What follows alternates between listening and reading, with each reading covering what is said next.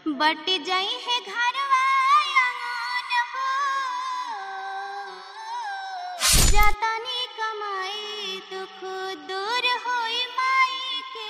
जैसे कुहू के पग में कोयलिया, वैसे हमें कुहू कावेला।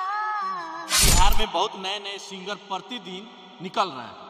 इसी तरह मेरे साथ एक लड़की हैं जो कि सिंगिंग करती हैं और लगभग जो है 1 साल से सिंगर हैं, गाना गाती हैं, लेकिन आज तक ये सक्सेस नहीं है।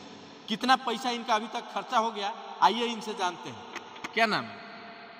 सबसे पहले आरके न्यूज के माध्यम से सबके हाथ जोड़ के निवेदन है, जो भी देख रहे हैं उनको। हमारा नाम संगीता संगम है।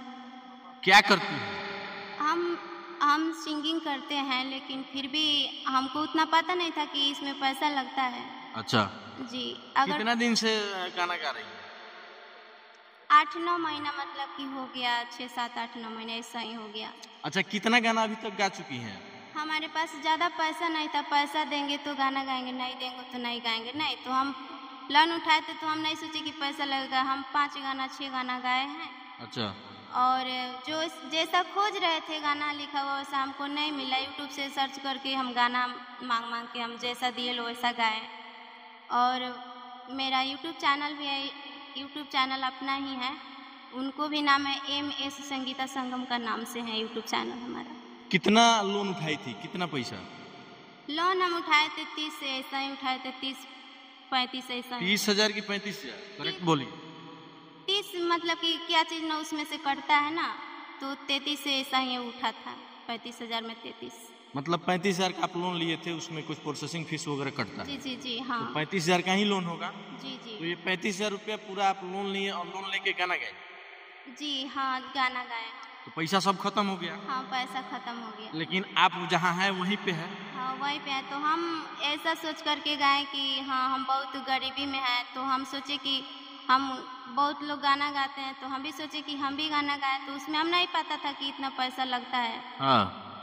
इसीलिए हम गाए। अच्छा, एक दो गाना सुनाइए कोई। बट जाई है घरवा आंगन हो, बट जाई है घरवा आंगन, बट जाई पाई पाई हो। अरे केकेरा में बाबू रही, केकेरा में माई हो, केकेरा में बाबू रही, केकेरा में माई हो। अरे बड़े बेटा बाप के हवे, छोटे बेटा माई के। अरे मझिला के राखी, ई बात के बताई हो। अरे मझिला के राखी, ई बात के बताई हो। क्या बात है! देख सकते हैं इनका गाना जो है पारिवारिक गाना है। मतलब जब माता पिता बूढ़े हो जाते हैं तो बेटा लोग जो है घर में रखना नहीं चाहता है। बड़ा बेटा कहता है कि हम नहीं रखेंगे, तो छोटा बेटा कहता है कि हम नहीं रखेंगे। उसी पे इनका गाना है, जो कि बहुत ज़बरदस्त गाना है। और इस गाने का जब अर्थ आप लोग समझिएगा, गाने के बारे में जब सोचिएगा, समझिएगा, तो कहीं ना कहीं आपको जो है पूरा जो कहानी होता है वो समझ में आ जाएगा। कोई और भी गाना सुनिए। बाबूजी के कर्जा याबे है, बाबूजी के कर्जा याबे, लौटिम चुकाई के। जातानी कमाई दुख दूर होई माई के। जातानी कमाई दुख दूर होई माई के। जातानी कमाई भले खाना खाए पड़े, हाथ से बनाई के। जातानी कमाए दुख दूर होए माई के। जातानी कमाए। मतलब देखिए, इस गाने का अर्थ जब आप लोग समझिएगा तो शायद आपकी आंखों से आंसू निकल जाएगा। कैसे कि एक बेटा होता है जो कि बाहर कमाने जाता है और जो है अपने मम्मी से कहता है कि हम बाहर जा रहे हैं कमाने, अगर कमाएंगे और जो पैसा भेजेंगे उससे जो है मेरे मम्मी का जो दुख है वो दूर हो जाएगा। कोई और भी गाना सुनाइए।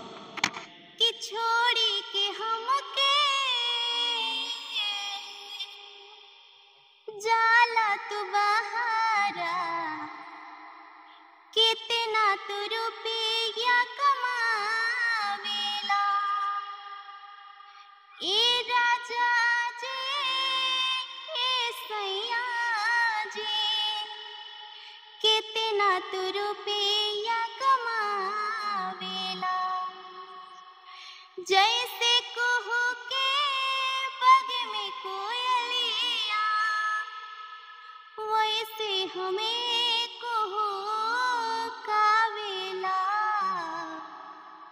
कि छोड़ी के हमके जाला तू बहारा, कितना तू रुपया कमावेला। मतलब देखिए, एक पति और एक पत्नी होते हैं, और जो है जब पत्नी को छोड़ के पति बाहर जब कमाने जाते हैं, उस वक्त का यह दर्द है जो कि पत्नी को लगता है। इस गाने के माध्यम से यही चीज़ ये दर्शाना चाहती हैं कि कैसे एक पति जब अपनी पत्नी को घर में छोड़ के बाहर जब कमाने जाता है तो उस पत्नी के ऊपर क्या गुजरता है।